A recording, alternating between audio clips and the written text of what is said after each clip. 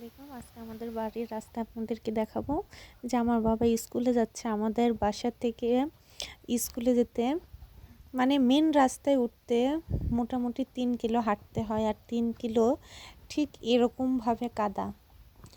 মানে যে আমরা যে হাঁটা চলা করব সেই ব্যবস্থাটাই নাই আমাদের এখানে, এমন অবস্থা। আর এটা তো গ্রাম অঞ্চলে সকালবেলার পরিবেশটা দেখেন, অনেক সুন্দর। কিন্তু গ্রামটা আসলে সুন্দর, কিন্তু যখন এই রাস্তাঘাটের কথা মনে হয় না, তখন মনে হয় ইস, শহরে যদি একটা বাসা থাকতো, বা শহরে বাসা ভাড়া থাকার মতন কিছু যদি ব্যবস্থা থাকতো, অবশ্যই আমরা শহরে থাকতাম।